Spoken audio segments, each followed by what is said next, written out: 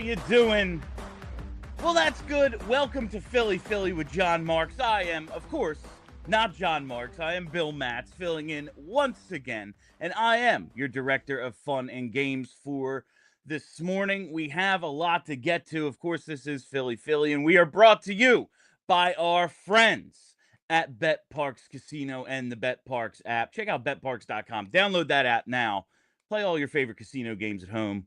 Get our parlay of the day a little later coming up. We hit it last night. That is my only analysis of the Sixers Summer League game, is that they got killed by the Spurs, who were big underdogs, and the Orioles beat the Mets as well. So we are 1-0 here with the parlay of the day this week, looking to extend that streak a little bit later. Producing today's program, my friend, it is Tyler Zulli. We'll have him on to talk some Phils and pretty much everything, because I need somebody to talk to in just a few minutes.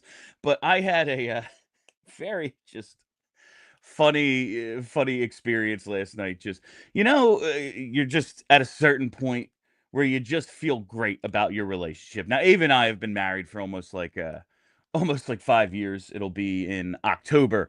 And very funny thing happened. She goes out with her girlfriends last night, and they end up at this bar we all went to, like in college in our 20s, over by Rowan University. And her one girlfriend is a little concerned, I guess, about what her boyfriend might be up to while she's out. So she's trying to track him and ends up FaceTiming him. And Ava goes, "Hey, hold on, watch this." And FaceTimes me and just goes, "Bill, I bet I can guess exactly where you are." And I show her, I'm like, "I am on the couch watching Spider-Man 3. And I just hear the entire group of girls start laughing their asses off. Like, yep, absolutely predictable. But isn't that what they're looking for? I just, it was funny. Just chilling, watching Spider-Man 3. I think I'm going to get back into superhero movies. I spent the early part of this week saying I don't know if I've ever met anyone who actually likes Superman. I think if it wasn't for Seinfeld, no one would care. I really do think like Seinfeld fandom has turned people into Superman fans. But now I kind of want to see the Superman movie. I don't know. It's just summer. You want to see a big stupid blockbuster. Those are really the only kinds of movies I like. Big stupid movies. You try to make me think, not interested. All right, we have a lot to get into today. Want to talk about the Phils, questions we have heading into the second half. They start their series with the Padres out in San Diego, and then we've got the All-Star break. We've got that real weird part of our year where there aren't many sports going on. Really, like none. They do the ESPYs and all that, but it's All-Star week next week, so we're going to get into some Phillies second half stuff, questions we have, trade deadline thoughts. I want to talk a little about Brian Dawkins. He's been in the news a little lately. He was breaking down some of his best plays, and I don't know, I've just been thinking about the guy I grew up believing to be like the greatest Eagle ever, like especially of my lifetime, and it just doesn't quite feel the same. I wonder if everyone has, I don't know, just this odd feeling about this guy we had such reverence for and still think he's amazing, but we'll get into all that. And there's just some other stupid fun stuff too. Sports complex stuff. NFL, Fox Sports NFL future half decade team. That's a mouthful. It just made me laugh, so I had to click the link and see what it said. But we're going to lead it off with the Phillies. So, of course, we've got to bring on Tyler Zulli to hang out and discuss some second half questions that I have about this team. And I guess now you've remained pretty optimistic about this team's chances, as I am trying to force myself to do, because I keep looking at stuff and it's like, well, they're a game and a half up on the Mets when we're, headed into the All-Star break this week. That sounds pretty good. Checked out some power rankings today over on ESPN. Yeah, the Phils are fifth, and third in the National League, and the two teams ahead of them, the Dodgers and Cubs, they've beaten this year. So I'm forcing myself to stay positive about them.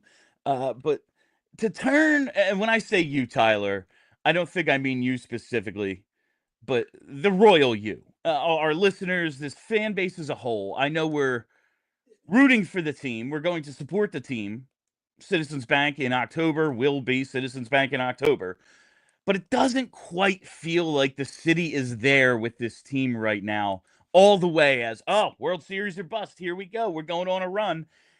Even though I don't know who's stopping them, What do you think the Phillies can do in the second half to turn us into believers? Is it they got to win a bunch of games? Do they have to make moves at the deadline? Like, what is the thing, first and foremost, that will get the city on this bandwagon the way it has been in years past? I think for the collective, it's probably a big move at the deadline. And the reason being is because people have started to scrutinize Dave Dombrowski and the moves that he's made over the last probably 48, I don't want to say 48 months, probably the last like 24 to 36 months, the last 2 to 3 years. Yeah. And I think there's merit to some of them. Some of the merit being, well, you spent $22 million this offseason for a team that didn't have a lot of monetary flexibility on 3 guys. And those 3 guys were Max Kepler, Jordan Romano, and Joe Ross. And that was your big, and I did a video earlier in the year saying strike 1, 2, and 3. You're right. I did a video earlier in the year saying the Phillies didn't have a lot of flexibility, and the likelihood of a run it back scenario was really genuinely possible. But the free agents that you brought in have not helped this team. And it's come to a point where I think fans are irritated at that. Last year, I think trading for Estevez was a good move. I think trading for Austin Hayes was a necessary move that just didn't work out. But they've not made the big swing that Dave Dombrowski is known for. And I think that is starting to irritate people a little bit, where you look in Boston, Dave Dombrowski made big swings. You look in Detroit, Dave Dombrowski made big swings. Now, he went scorched earth on their farm system, but I think that's the Dave Dombrowski that a lot of Phillies fans are looking for as this core gets a little bit older. So, right or wrong, I think the thing that is going to bring a palpable heartbeat back to the city is for the Phillies to make a huge move in the next 3 weeks. Yeah, and I was actually reading a little something on social media, this conversation, and I can't remember. It was a few people, I think, on Blue Sky that were talking about the reasons to go all in for this team. And like we've talked about it, Schwarber, Harper, Turner, JT, these guys aren't getting any younger. I mean, no one is. That's how time works. But like, they will never be this close to their prime again. And like, you see JT, some other guys on the team, maybe they have already begun to exit that prime, whether it's injuries or just typical age decline. They're never going to be this young again. Also, there is a big labor fight coming up in 2027.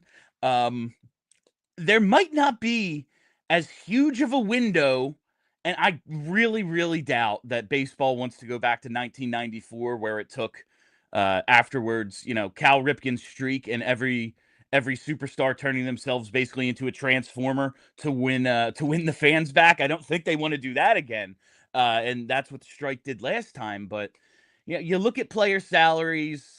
You look at small issues, even maybe with like ABS and how the game is officiated. Like, there's a big labor fight coming up in 1.5 seasons from now. There might not be a 2020. Like, it's not out of the realm of possibility. Winning the World Series in 2027 is something nobody does. Like, you kind of have to take your opportunity when it presents itself, and I'm hoping it's this year, just based on, we saw Harper have that big bounce back, but the injuries, they are starting to happen. We've talked about that. Like, I think it's time. I think it's time for Dombrowski to revert to his former self. We saw for so many years Ruben Amaro take those big swings after, the measured approaches of Ed Wade and why am I blanking? Yeah, Gillick. Yes, that's like, how am I going to forget the guy's name who won the World Series? Mm-hmm. Like, the measured approaches that they took at the deadline. We saw those big swings from Ruben, and listen, they didn't pay off, but I'll always have respect for Ruben Amaro because he did everything I wanted a general manager to do. There's a star player out there. Let me go get him for you. Yeah, I mean, the only move that I think was a wrong move, and I think that was more of the ownership group saying pay down salary and replenish the farm system, was trading Cliff Lee. Other than that, I mean, over a 5-year span, that they went out and acquired Roy Halladay, Cliff Lee a second time, Roy Oswalt, Hunter Pence. They did everything in their power to keep consistency as long as they possibly could. I'm glad you brought up the CBA agreement coming to an end after the end of next year. Because yeah, it's something I hadn't thought about, but it's been such a thing in my mind for hockey because oh my God, I just can't do this again. And I'm glad they ratified. And then I saw this conversation. I was like, oh, there are some issues in baseball. Like this was a peacetime CBA in the NHL for the first time, like in my life. Right. I don't know if that's going to be the case in baseball because you got guys making $40 million. You have teams that are just like basically farm teams. They don't really exist in the same major league that the rest of there's 7 teams that could probably win a World Series, Right. There's some real issues here. That's my big concern is if it's players versus the league or MLBPA versus the league, those things tend to figure themselves out because the league strong arms the PA. The PA finally caves. They meet somewhere in the middle. The big issue that I have with this upcoming CBA agreement is kind of INS brought it up in the chat. It's going to be the conversation of the cap versus the floor versus both.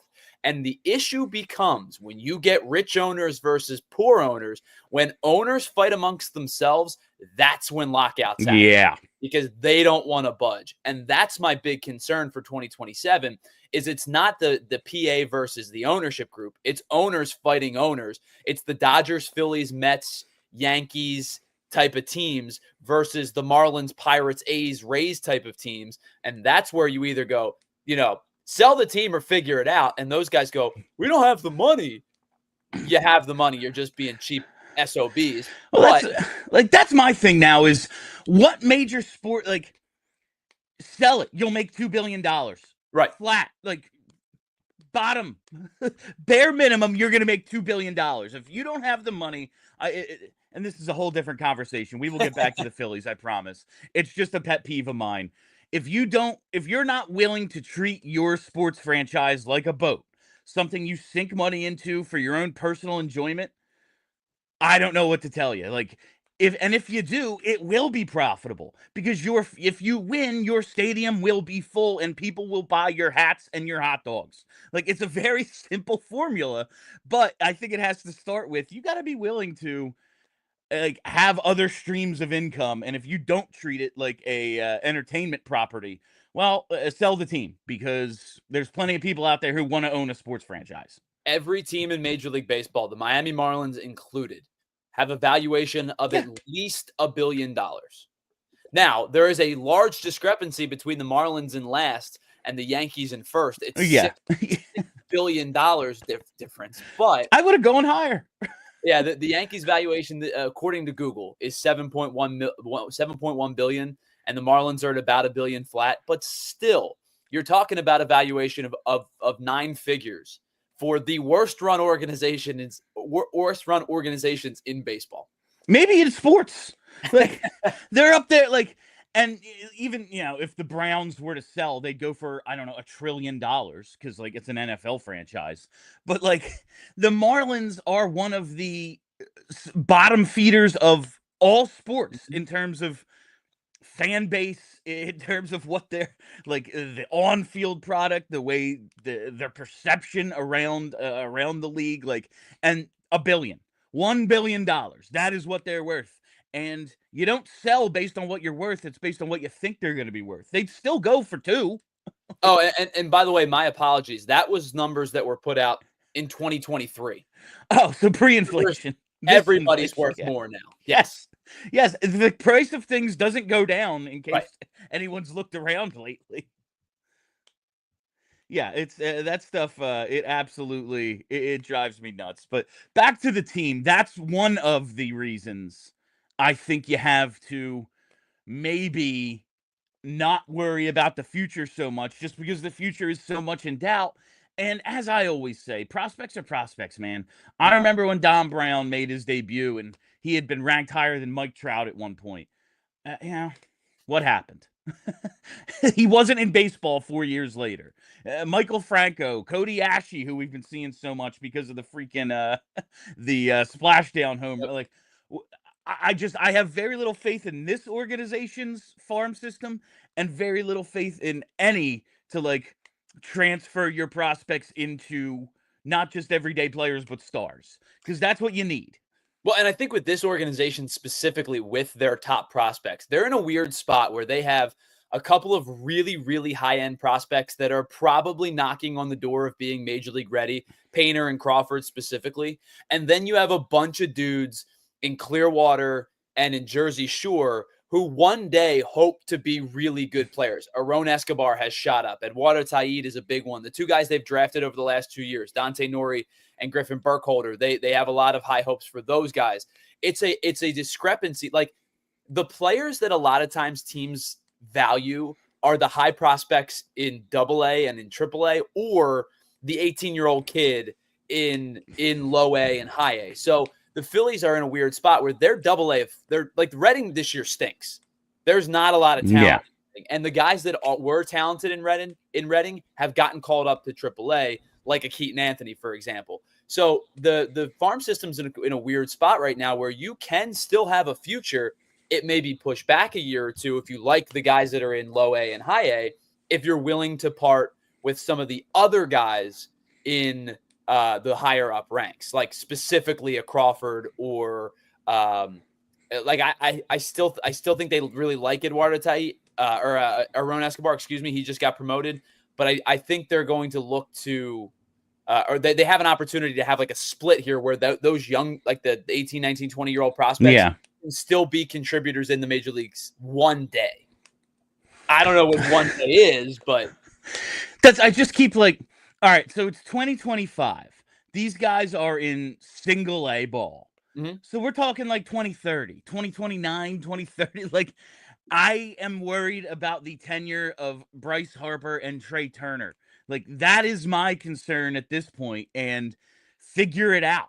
I know at some point they're not going to be able to have, and again, yes, you can just keep spending the money, but like, at some point they're not going to have a top, one of the top 3 payrolls in baseball, and they're going to take a step back, and you're going to want to be able to reload with young guys. But when has that worked?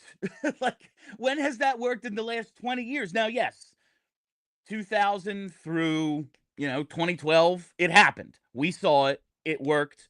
Thank God Ed Wade said, Ryan Howard, Chase Utley, Ryan Madsen, Jimmy Rollins, these guys are untouchable. Thank God.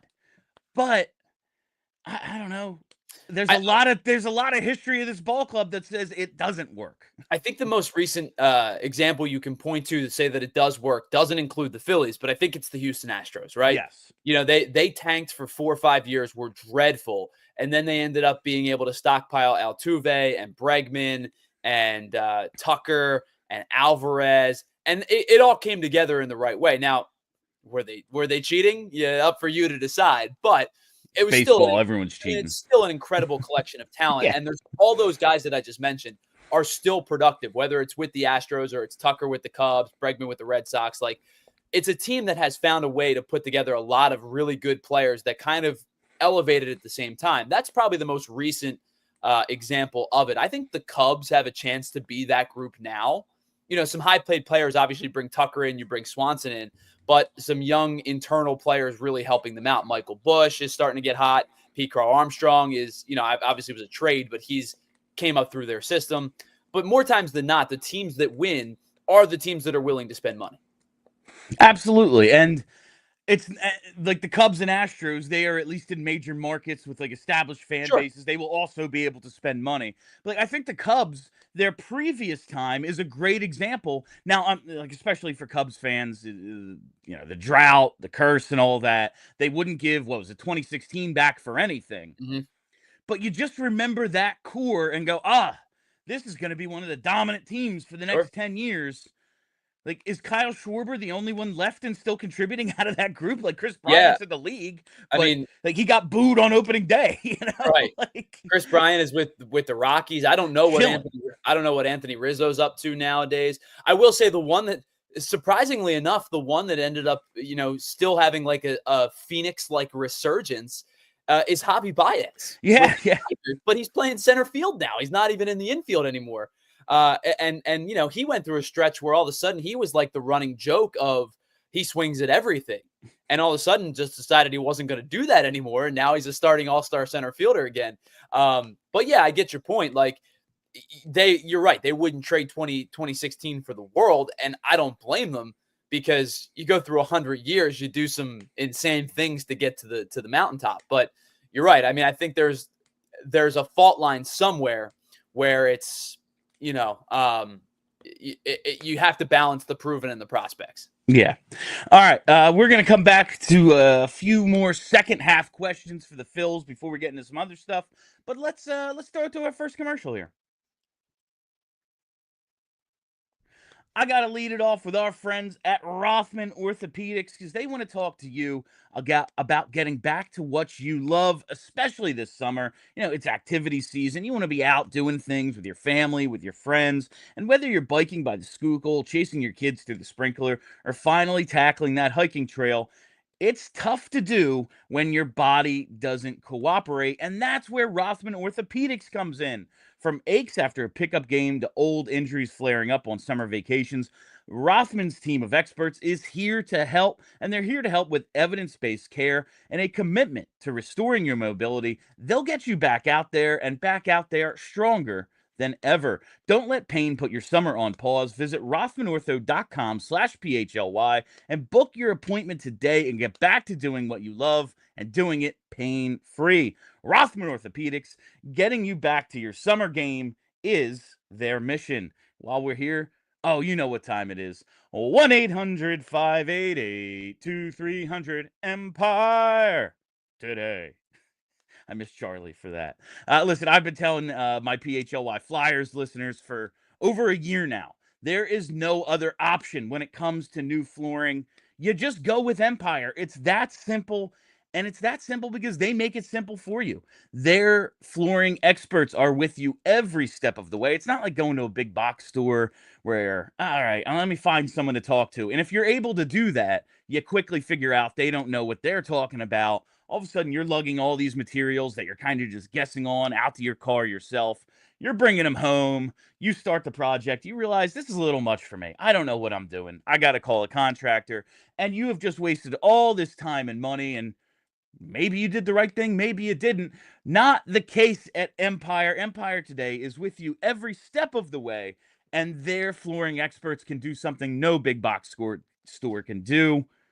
They can bring the showroom right to your home. That's right. You can pick the right flooring and the right colors for your space in your space. See how it all looks up against your furniture in your house, and they'll take those precise measurements for you and have all your questions answered. So there's never any surprises. And with Empire today, you get clear upfront and all-inclusive pricing. Plus, you can schedule installation as soon as the next day because no one wants to wait around. You want your floors now. Schedule a free in-home estimate today because some things are just better at home. And PHLY listeners, you got to listen up because you can receive a $350 discount when using promo code PHLY. You heard that right.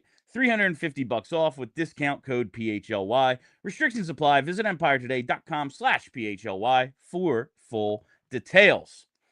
So I got a couple of questions here about what becomes of this team. What are we looking for from the Phils?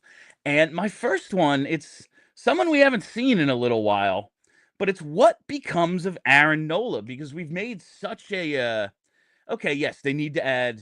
We've made a thing saying yes, they need to add bullpen pieces without a doubt. But some starters are also going to go to the bullpen now. In the first series, with a day off in there, you can go with 3 starters, and that's fine. And we assume that they're going to be Wheeler, Sanchez, Suarez. All right, cool. Luzardo goes to the pen. Maybe if Painter comes up, he becomes an X factor out there, or whoever. Taijuan Walker. I doubt he makes the postseason roster, but you have options to move a guy or two to the bullpen if you need be because of the depth of this starting pitching. But isn't Aaron Nola's coming back, and I know he's having a bad year. I know a lot of us, like even the most level-headed of fans, Charlie O'Connor, we all know Chuck is the analytics, clear thinking, don't let emotion take over sort of fan. And he's a guy who's just like, you know what, I'm kind of just sick of Aaron Nola. And when he is a guy who's turning on somebody, I get the sense that most of the fan base feels somewhat the same way. But Aaron Nola's coming back, and despite the season he's having, despite our feelings about him, he's pretty freaking good. Overall, He's had a hell of a career, and I got to believe he's going to be better than the pitcher we have seen through the first, however many starts he made this season and what our overall perception is of Aaron Nola. He's a better pitcher than that. But his values as a starter, right, Tyler? I don't see Nola as a guy who comes in with a man on and one out in the seventh and he gets you two big outs. That's just not what I see him being. And part of it is just hey, one of the selling points of Aaron Nola is 200 innings, 200 punch outs. That's what he's going to give you. And obviously this year he's hurt. He's not going to get there, but that's been kind of his MO, even if he's not having the high caliber sort of season. He's a guy who can give you the innings and at least give you a chance. That's his value, right? I don't see him as a potential reliever in this postseason. Yeah, do you? He's the one guy when you talk about the bullpen that I think is a non-starter. And I don't mean a non-starter in the sense of he deserves to be in the rotation. Yes. I just think when you think about and I'm excluding Wheeler from this conversation, because if you're putting Wheeler in that conversation, you probably should just stop watching baseball. Yeah, that's it. That's the conversation about Ranger, Sanchez, Luzardo, Nola, right? Those four, Yeah. one of those guys moves to the pen. I think with Nola's diminished velocity, and he's never been a hard thrower, but the diminished velocity, which is something that I brought up in the beginning of the year, I didn't think would be an issue because he's a guy that has pinpoint control at times. He's a guy, when he's on, has good secondary stuff to keep you off balance. I didn't think his diminished velocity would be a problem, but I did think, or I have realized that when you're leaving a lot in the zone because you're falling behind, that's when your diminished velocity becomes a problem. He was falling behind so much. His first pitch strike numbers, his strike numbers in total were down across his career because he's a guy that likes to pound the zone, that those two numbers were down. He was falling behind, and then he was forcing himself to work back in the zone, and that's where he was giving up a lot of hard contact. So that's the type of guy that can't succeed with diminished velocity. You can succeed with diminished velocity when you are accurate, you have your command on point, your knuckle curve is dancing, your other stuff is working, and you're able to change speeds and throw strikes. Ask Ranger Suarez. He doesn't throw very hard, but you never know what's coming out of his hand. So with Nola, I think he is still best suited for a starter role. Now, I don't know if that necessarily means I'm asking for 7 innings out of him, but if he can give me 5, then I think that's the ask that you're gonna look for, with the expectation that I think Luzardo probably would be the one to move to the pen. Yeah, listen, if he's the guy who can go out there and give you the 7 innings that you're hoping for from, the top of your rotation, hey, that's found money with Nola at this point, because it just doesn't seem to be who he is right now. But if he is just able to be your 3rd or 4th or whatever starter in this postseason, and you're able to back him up with Luzardo or Ranger or whoever out of the pen, that's a hell of a weapon to have. I'm just thinking of how they bolster this pen, and yeah, it's going to be a starter or two out there. I don't see that being a thing that would benefit the Phillies or Aaron Nola. I just don't. Yeah, I don't think I don't see that being a recipe for success for him, especially the way he's pitched this year. Like you said, a guy who pitches backwards a lot, and if you can't get those early strikes, well, all right, man, here's 91 in the zone. Anyone can hit that. And as you brought up too, especially if he were to move into the pen, it would have to almost exclusively be in a clean inning scenario where he's starting the inning fresh. Because if, like you said, if you're bringing him in with runners in scoring position with an out and you got to, hey, get me 2 outs, that's a hard ask for a guy who's been a starter his entire career to immediately start pitching out of the stretch and with runners on. It's just a weird scenario for a guy. Now, I know Aaron Nola seems to be a good teammate, seems to be a good dude. If they said, hey, here's your postseason role, he would do it. But I don't think it benefits either party in that scenario. No, it is fun. He seems like a good guy, seems like a good teammate and everything.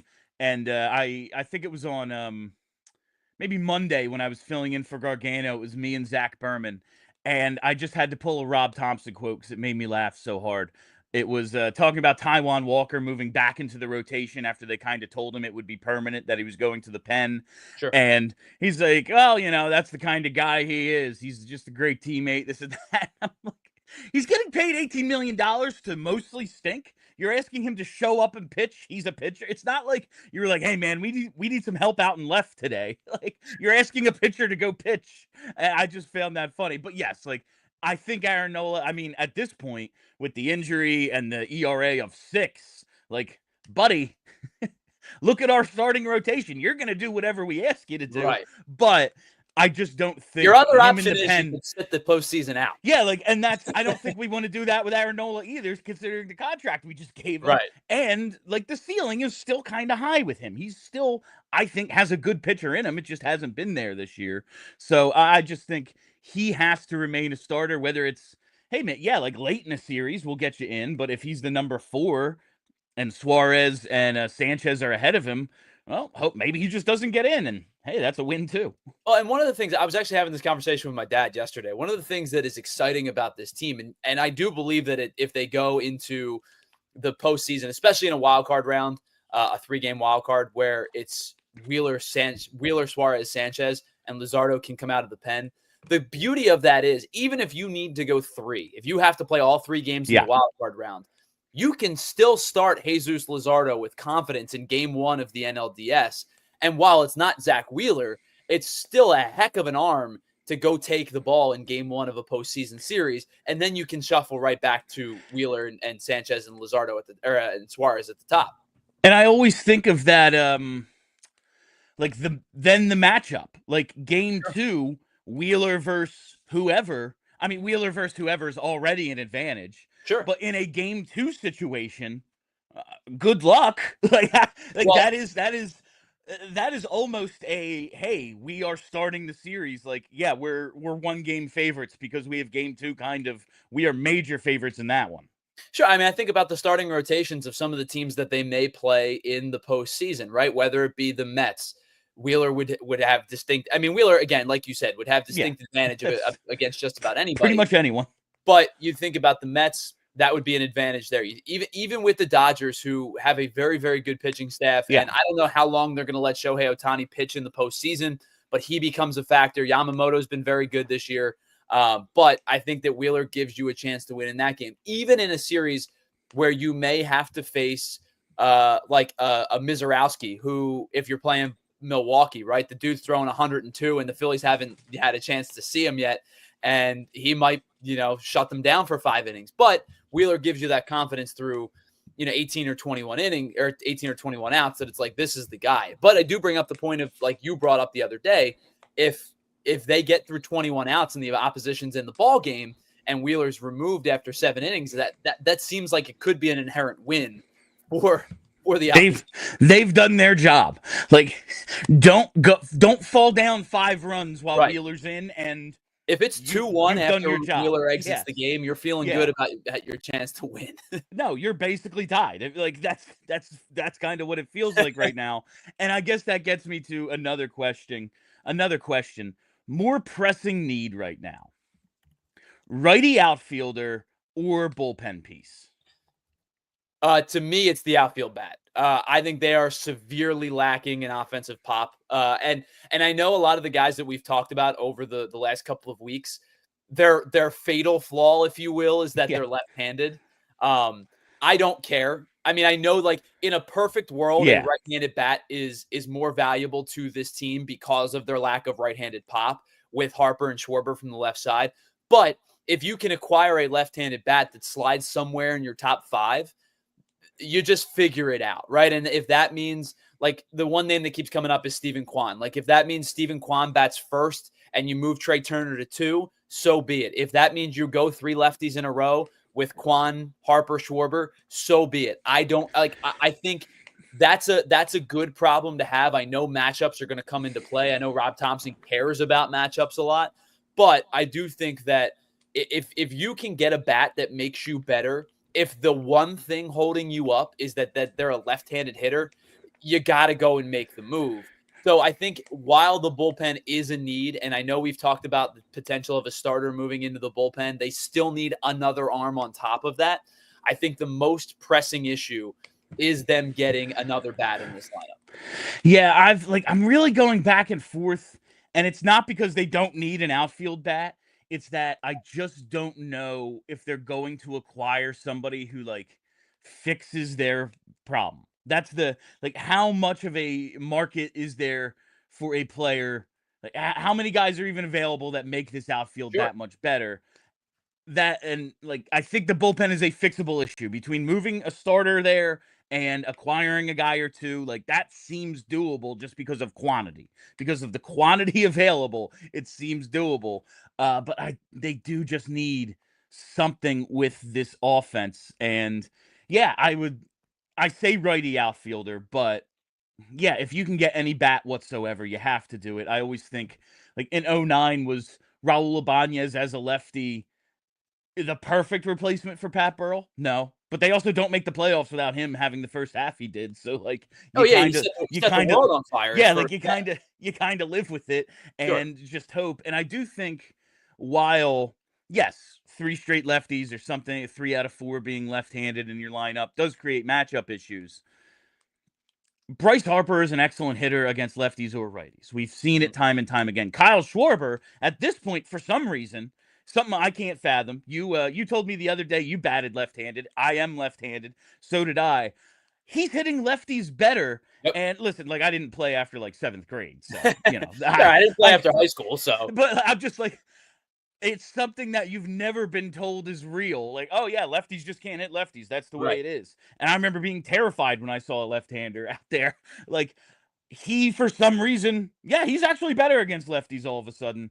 I think that does give you a little bit more versatility. Like you do have that opportunity to just go, yeah, it's not ideal, but like, yeah, if Stott, like if Stott and Marsh were the lefties that you're trying to break up, like, all right, yeah, we probably can't have this many, but it's Schwarber and Harper. I think we'll be all right. Well, and the thing too, like if you don't mind me nerding out for like 60 Oh, seconds with please. Schwarber, I did a video on him a couple weeks ago, and the one thing that I noticed is he's moved up in the box, which is like I would never suggest anybody to move up in the box. Like in Little League, I get it, right? If you got somebody who's throwing bloop balls, right? Yeah. Totally understand. But as you get into a higher league and harder guys start throwing harder and harder, there are 99.9% of players I would never say, hey, move up in the box, because that's just it's cutting out time that you don't have. With Schwarber, his swing is so strong and so aggressive. He has the physical ability to do that. So he moved up in the box, and what he actually did was it moved his attack point, his point of attack up a couple of inches. And I think what he's done is effectively neutralize lefty breaking balls, especially the ones that you would want to start on the hands and break over the plate, because he's getting out in front of them and not allowing them to hit their natural turnover. And I think he's making solid contact because he's not allowing these breaking balls to have their natural turnover. Again, there's like 4 guys in baseball that I would go, yeah, you can move up in the box. Schwarber just happens to be one of them. Now I was wondering, is it like, yeah, that's, and first of all, if you're not watching PHLY Philly, shame on you. This is analysis that you can't get anywhere else. Is that trying to get ahead of the break, or because he just loves to ambush a first pitch so much? It's like a little bit of all of it. Yeah, that's okay. All right. That makes a ton of sense. Yeah. I mean, like you're thinking about, right. Who would you want to be able to do that? It's him, it's Judge, it's Ohtani, right? It's these guys with not just violent swings, but violent and good swings. Like you have to mesh the two. And he's one of the few guys in baseball that fits that bill.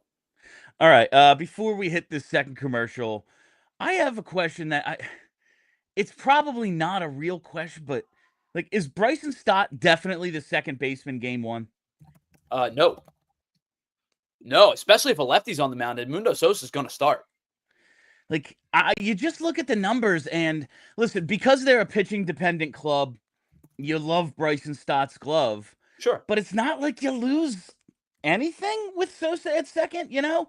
Like, I want Bryson Stott to work out so bad. It's just the dude can't hit. Like I don't know. Maybe he's starting to come around. Maybe he has a big second half. Maybe the All-Star break acts as a great reset for him, and he comes out and is the player we want him to be. But man, they just need so much more out of Stott. Like JT, I can live with because it is listen. That's why we love JT. Like his offensive numbers, they were good. But it's not like he was a superstar hitter. It was just, a catcher who can hit. oh, he's the best catcher in the league, Yeah, You're still getting his the stats defense. power was what made him special. Yeah, you're still getting the defense out of JT. He calls a hell of a game. I do think that's a reason, one of the reasons our pitching staff has been so good. But like, you can't have this many holes. Just, yeah, we're getting nothing out of these dudes. Yeah, I mean, I am the biggest Bryson Stott fan in the world. I have always been a Bryson Stott defender, but he's not having a good season, and it'll be the second consecutive season that he's not having a good year. And this year, I don't think, like last year, you could maybe pencil in the elbow thing was a second half problem. This year, he's just not hitting. And I think, yes, it's hard to get in a rhythm when you're not playing every day, but the way that you play every day, I had this conversation about Max Kepler too. The way you play every day is to play better.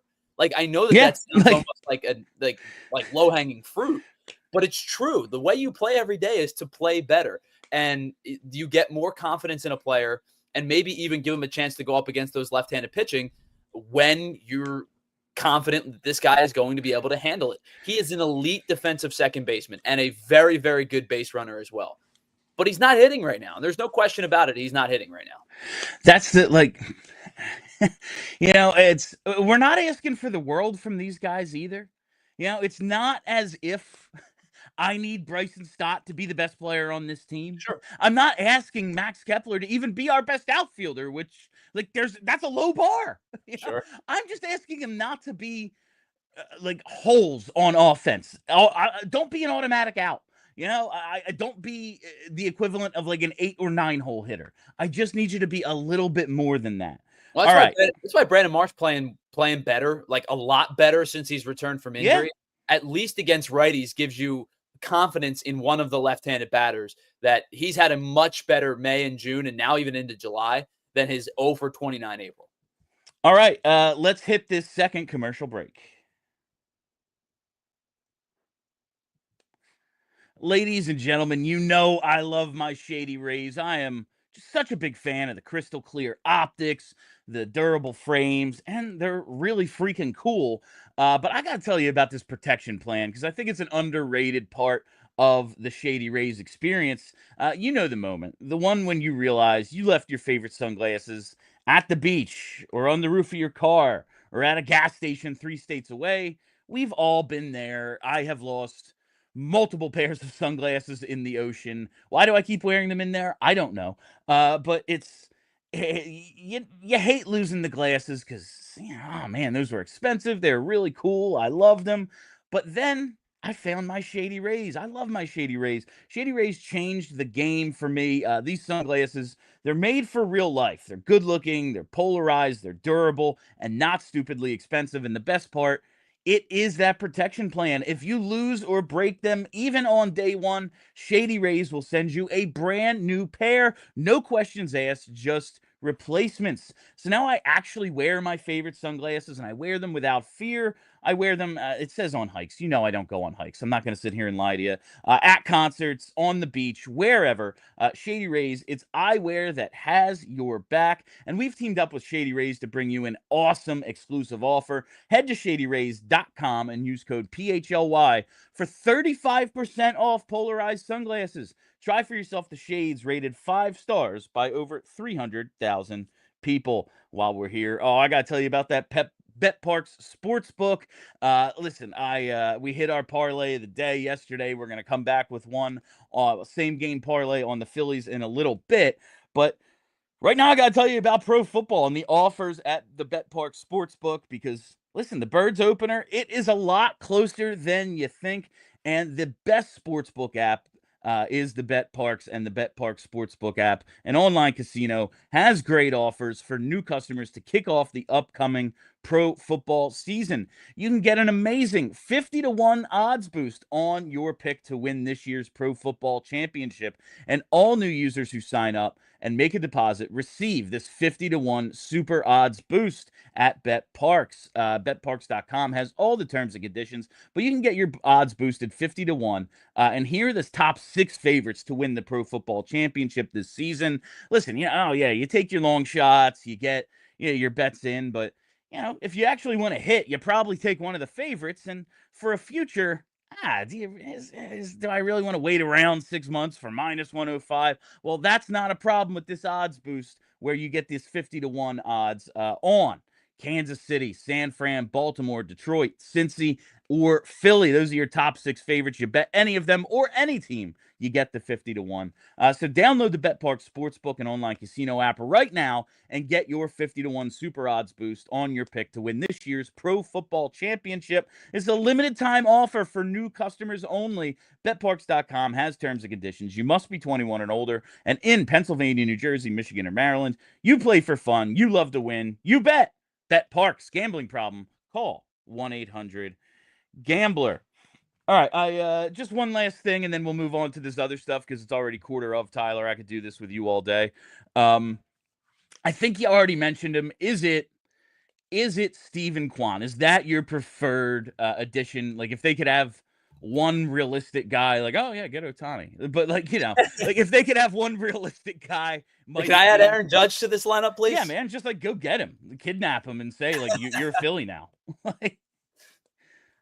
It's a good question because I think that I still like. I know we only have like 2.5 weeks to the deadline, but I still am trying to figure out who is a true contender and who will be sellers at the deadline. There are like 18 teams right now that are somewhere around 500 or better. And somewhere around 500 or better at the deadline is enough to make you believe, or at least trick you into believing that you're a contender in the postseason. And there are not 18 playoff worthy teams, but like I think about teams like the Reds who are 48 and 46. They probably still think they're in it. The Diamondbacks are 46 and 48. They have been decimated by injuries. They probably still think they're in it somehow. Like, so do they want to move an Eugenio Suarez type of player? Red Sox, 50 and 45. Twins, 45 and 48. Like, do these teams truly think they're contenders or not? And I don't know if we're going to have a definitive answer in the next 2.5 weeks or so. But to answer your question, I just brought up that I think the more pressing need is the outfield bat. But I think if I could go get the one guy that I would be like stoked to acquire, it would actually be one of the two relievers in the Twins bullpen, whether it be Yohan Duran or Griffin Jax. I love both of those guys. Duran is like, you would lock Duran in to be your closer right this second. I would love a closer. And they have not. And I've always said with Thompson, he will not implement a closer until he has a closer on the roster. And I think the closest they've come in Thompson's tenure is Carlos Estevez. Yeah. And, I think Duran would be the first, no questions asked, this is your ninth inning reliever type of guy. Griffin Jax is more of a setup guy. He could pitch the seventh, could pitch the eighth. Good stuff from the right side, has a really good breaking ball. Changeup's been nasty this year. Fastball's been hit around a little bit more than in years past. But like, if I could get one of those two guys, that would be an absolute dream for me. If you're talking about a bat in the outfield, I don't think the Red Sox move this guy, but I would be thrilled with the Wilyer Abreu. Okay, all right. They're going to have to move one of their outfielders at some point, whether it be Duran, Abreu. I don't know if they're thinking about moving Yoshida, but that contract is kind of unplayable because he's really just a DH at this point. If Abreu becomes available, I don't think he's going to, but if he does, that would be a guy I'd be thrilled to get. All right, that is Tyler Zulli talking to me, some Phils. I want to move on to this Brian Dawkins thing just because I thought it was just something I've been thinking about. And I saw Dawkins talking about on Instagram, talking about his the German suplex, some of his most famous hits and everything. And I think it's Joe Theismann and Al Michaels in the booth, and they're like, oh, he's really not that kind of player. And he just chimes in like, yes, I am. I was that kind of player. And it reminded me of like how much I absolutely loved Brian Dawkins. Like, obviously one of my favorite Eagles of all. Everyone, if you saw him play, he's one of your favorite, if not your favorite Eagles of all time. But I'm reading this article in the Inquirer, and it's going through a bunch of the highlights of his career, some of his best hits, the Crumpler hit in 04, the Vic hit in 02, the German suplex, and then some of his highlights like the when he had the receiving touchdown and the sack and the interception and all that. Like, I think it was against the Texans in 02, and I just remembered how much I love Doc. he was the guy. That was Philadelphia, not just the Eagles. He was Philadelphia's number one. All right, this is he is us. He is our favorite athlete. I think at some point maybe Chase Utley started to creep up, and especially like winning the title and the World Effing Champions and everything. Like, listen, we put World Effing Champions on an Eagles shirt. That's how iconic that was. But like Dawkins, Hall of Famer, everyone's favorite. Does it feel like we still have that same reverence for Doc now that we did even a few years ago? Like now that it's been a while since he played, he left here after what, the '08 season. Um, he's in the Hall of Fame, but he hasn't been around quite so much. We've won a couple of Super Bowls. We've had some other legendary players. Does it feel like if you took a poll of the city, like, oh, Dawkins, he's the absolute guy still? I feel like I wouldn't say Brandon Graham has surpassed him, but he did make maybe the biggest play in defensive history or biggest defensive play in team history still. I know the Cooper pick six is up there, but like I don't know, BG won us BG that won the first Super Bowl, that put the game away. I don't know if Brandon has surpassed him, but like has Jason Kelsey? Like just he's a national celebrity now. It's not just like he's our guy the way Dawkins was, just our favorite athlete. Like Jason Kelsey's just a celebrity, a personality. I don't It feels like we're losing a little of that what Dawkins was. Like in the last 30 years, for most of it, it would be like, oh yeah, he's the number one athlete in town, even after retirement. I have a Brian Dawkins Broncos jersey. I was devastated when he left. I was furious. And now I don't know. It just feels like he's been surpassed a little bit, or at least he's not quite this mythological figure we once thought. Tyler, what do you think about Doc? Like, is it like you're a little younger than me, right?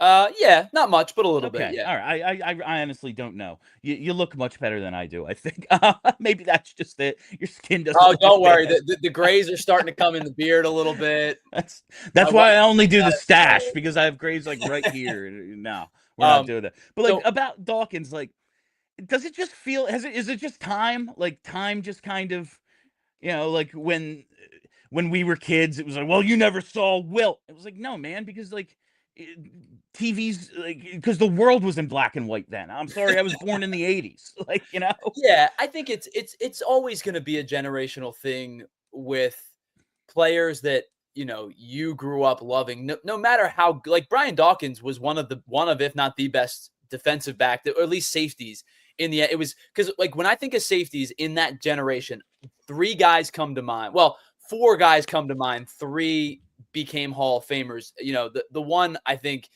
was like the one I always think about that you ask about the what if, like Sean Taylor comes to mind. Like that. Oh yeah. Blood, I think he was Hall of Fame bound. Horrible how that ended. Obviously, like I think about Sean Taylor a lot about like what his what if, yeah, what his career was on pace to be. But the three guys were Doc, Ed Reed, and Troy Polamalu, right? And I think those three were probably emblematic of that era's defensive back, that era's safety play. But I've always looked at it as, we're in this industry. We get a little bit numb to meeting athletes and meeting celebrities and things like that. After a while, it's just part of the job. I've always said there's two guys to me that were like, they were my, oh my God, that fill in the blank moment. And they were Chase Utley and Brian Dawkins. And I've not met either of those two, but I think those two would be the ones where I would go, this is going to be really hard to be a professional. Yeah. Because I grew up idolizing these two guys. Dawkins, for the way he played the game, the way he loved the game. Utley, same thing. The hard nose, like those two guys were Philly. They played the way that Philly wanted them to play the game. And they were really good on top of it. So I think those two guys would be like my, oh my God, it's Chase Utley moment. And Brian Dawkins is the same thing. Yeah, that was the I was talking to somebody and like Dawkins did an appearance at a school and it was like him and like someone I didn't even know about. And it was like the kids had no idea because like, yeah, man, he left here in '08. And then like the next person who was like, I don't know, social media influencer or something speaks, and they're like, oh my God. And it's like, that's depressing to me. But also, like, I don't know. Yeah, these kids weren't even born then, like, so I guess I guess we're just losing a little bit of it generationally. It's just, it was weird to think about. Like, is like, do you think in terms of the way Eagles greatness is, the way we like, is Jason Kelsey ahead of him on the pantheon of great Eagles? Do you think like that's a thing? Like, he's going to the Hall of Fame. Like, that's gonna happen. Do you think like when that happens, it's like, oh, he's the greatest Eagle ever? I don't. That's a hard question to answer because I know. because of the position that he played. But Yeah. I do think there is a part of like the celebrity of Jason Kelsey that is overtaking the player Jason Kelsey, which I don't want to get it lost in the shuffle. Jason Kelsey was an elite player. And Yes. like you said, probably has a claim to maybe being a football Hall of Famer, will be an Eagles Ring of Honor guy, no question Oh, about that's it. not even a question. But I don't know. Is it a positional thing? Is it a generational thing? Like I often think that you bring up the generational thing of, I'm trying to think of somebody who was the generation before us that was elite, but maybe we don't have the reverence for that our parents' generation has the reverence for. And I'm struggling to come up with somebody like that. Randall, just because I don't really remember. Like, I remember Randall with the Vikings, like, I Sure. remember a little bit of Randall here, but not really. And it's like you go back and see those highlights and go, oh my God. Like, Well, I think yeah. like Randall, and I always think about Randall in today's game would be an elite NFL quarterback. I'm just unfreak. Yeah, that's the definition of ahead of his time. Right. Like, the offenses that they run now, the skill set you need to play the position, unless you have like, Peyton Manning pinpoint accuracy or something like that, is he would be the best by far. Yeah, John Peace brings up a good point. The quote, "Spikes, I'm gonna take his soul." Oh, it's so Like, good. like I have seen the that Spike's Spikes reaction was video. proper. He's like, That "What?" that Spikes video I have seen on Instagram 100 times. I wouldn't skip it if I was like late for work. Like, I would know show's starting and I see it, like, Charlie, you got this, right? 2 minutes. Yeah, like, it's so freaking good. And I guess also just generationally, like, Brian Dawkins would be thought of as a war criminal now. Like, Yeah, I'm not sure Brian Dawkins' play style would work in I today. don't know if, like, and not all the hits were dirty, but there's just so much borderline stuff. They flag that whether it was legal or not now. Right. Right. The flying tackles and, Yes. well, you brought up the German suplex, like 100% a 15-yard penalty now. Oh, They were questioning it on the broadcast in 2001. So, yes. like, 2025, he might get suspended. And like '01 is before the rules really changed in Right. '04, like that's when the game really started to change. And then even more after what, '08, when Brady got his ACL torn. Like, Sure. it's that's prior to that, and they're like, I don't know. Like, and so maybe it's got something to do with that. All right, that's pretty much it for. Oh, we got to hit this BetParx parlay of the day. Let's do that, Tyler. First, let us cue overtime. That's right. For more of the show, check out allphly.com if you're part of that TV audience. All right, let's hit this. Okay, there we go. I threw a lot, like 10 different things at you there, Tyler. But let's hit this BetParx parlay of the day, and we are going with an SGP. We're going with the same game parlay on the BetParx Sportsbook app. We're going to take Phillies run line against the Padres. Phillies minus a run and a half, and Padres team total under 3.5 tonight.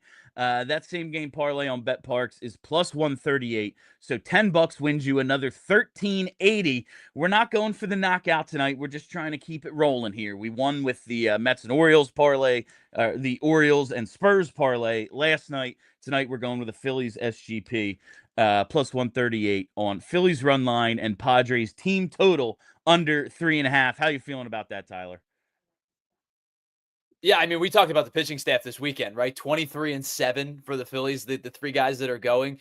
I'll be honest with you. I don't know this guy who's pitching for the Padres tonight. I really Ryan Bergert is his name. Oh, if you don't know, no one does. He's a creative player then. He's made 5 starts this year. He's got a really good ERA, 2.67 ERA, but I think he's only thrown like 27 innings over 9 appearances.